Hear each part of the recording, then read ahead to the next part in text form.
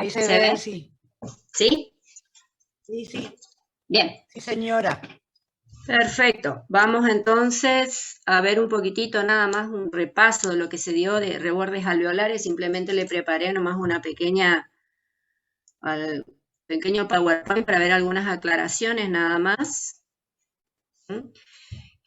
Apófisis alveolares vamos a comentar que es la entidad anatómica desarrollada por el cuerpo del maxilar durante la erupción de las piezas dentarias, ¿sí? Eso es más anatomía, que ustedes ya lo vieron. Entonces, al tener patologías, ya sean por caries o enfermedad periodontal, esto hace que haya pérdida de piezas dentarias. Esta pérdida de piezas dentarias hace que se produzca a la larga reabsorción ósea. Entonces, desaparece la apófisis alveolar y aparece lo que se denomina apófisis alveolar residual o reborde residual, que es lo que a nosotros nos interesa para saber qué tipo de reborde tiene para hacer la prótesis, ¿sí? Entonces, podemos definir como la expresión final de la pérdida del hueso, ¿sí? Es la porción del proceso alveolar que permanece después de haber perdido los dientes. O sea, esto es en forma inicial y esto es cómo con el tiempo se va reabsorbiendo el hueso, digamos así.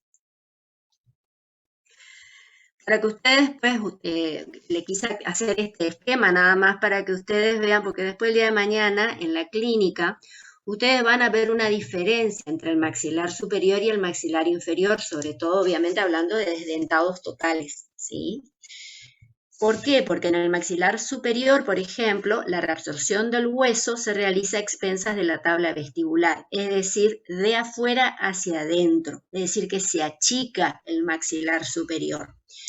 En cambio, el maxilar inferior lo realiza a través de la tabla interna, es decir, de adentro hacia afuera. Por eso ustedes en la clínica lo que van a ver generalmente el maxilar inferior, como quien dice, más grande que el maxilar superior.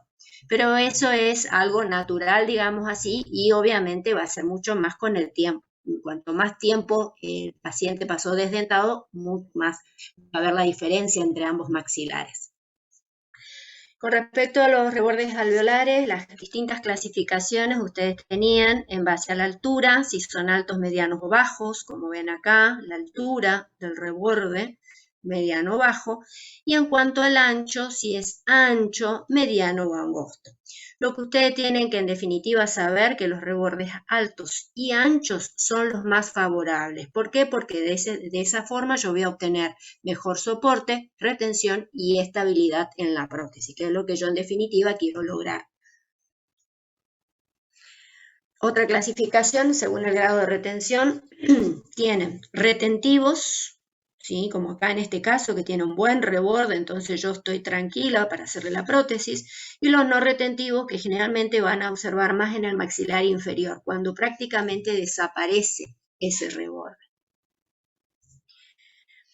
Después tienen, según la forma, desde una vista oclusal, que fue todo, no sé si ustedes alcanzaron a ver las devoluciones de los trabajos que le hice, las correcciones. Ustedes tienen vista oclusal, pueden ser triangulares, rectangulares y ovoidales, y en un corte vestibulopalatino en B, en U y en C. Y acá está en juego la imaginación de ustedes, justamente, pero que veo que muchos no se imaginaron, ¿sí?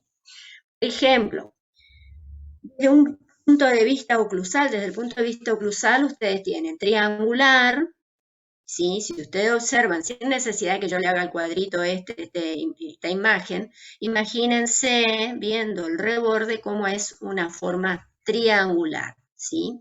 Cuadrangular, fíjense que esto es mucho más recto acá adelante, entonces más cuadrangular, y esto fíjense el reborde como es más ovoidal.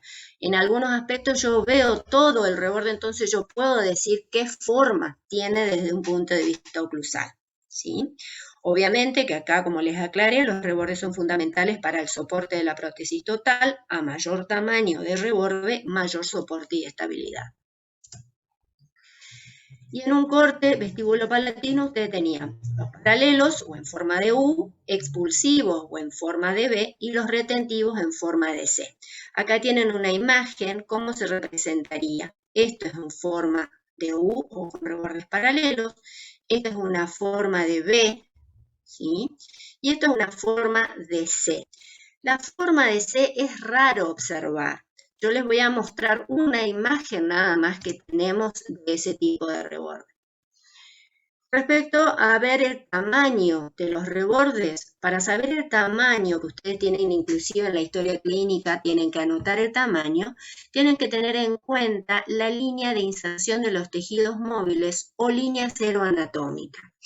Ubican esa línea cero anatómica y desde ahí hacia el reborde, o sea, la parte oclusal, es el tamaño que voy a tener. Entonces, ubicamos primero la línea cero anatómica. Esto es la línea que separa los tejidos móviles de los fijos y podemos ver de tres formas. Traccionando, fíjense cómo yo tracciono bien los labios y carrillos en las dos imágenes y fíjense cómo se visualiza bien. Por un lado, por el color, fíjense que el tejido fijo es mucho más blanquecino que esto. No sé si ven el mouse, chicas, ¿se ve? Sí, profesor. ¿Sí? Sí, profe.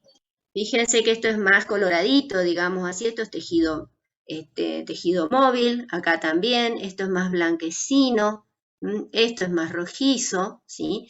Y obviamente también por otra forma es por los pliegues verticales. Fíjense los pliegues acá que se presenta, esto es tejido móvil, ¿sí? Y todo esto es tejido móvil. Entonces la línea cero anatómica estaría ubicada acá, ahí, en la unión entre ambos. Si siguen el mouse, ahí, todo esto, ahí sería la línea cero anatómica. Entonces, desde esta línea hacia arriba, hacia oclusal, es el tamaño que yo puedo clasificar, si es grande, mediano o chico, ¿sí? Lo mismo acá en el maxilar superior. ¿Se entendió? ¿Se entiende? Sí, profe. ¿Sí? Bien. Sí, profesor. Entonces, ahí está el tamaño, grandes, medianos o pequeños, como había dicho. Y vamos a ver por último las formas, nada más como para ir terminando. Desde una vista oclusal, fíjense cómo es más triangular este reborde. Este maxilar inferior, fíjense que es más redondeadito, ovoidal. Maxilar superior también es más redondeado, ¿sí? Este, fíjense cómo es más acá más recto, entonces más cuadrangular. Este sí, no tiene duda de que es triangular. Y esto fíjense también cómo es más rectangular. Y en un corte transversal tenemos en U. Fíjense, si yo corto acá, tiene una linda forma en U. Este también. Estas en B, fíjense como que se achica a nivel del borde. Y en C esto, Esto es en C, que ustedes van a ver raro porque no se ve prácticamente los rebordes en C, pero tienen que saber dentro de la clasificación. En B también, fíjese como que en filo de cuchillo le queda el reborde. En U siempre es más redondeadito y también este es más redondeado. ¿Se entiende la forma, chicos? Sí. ¿Sí? Bien. Estamos. Era eso.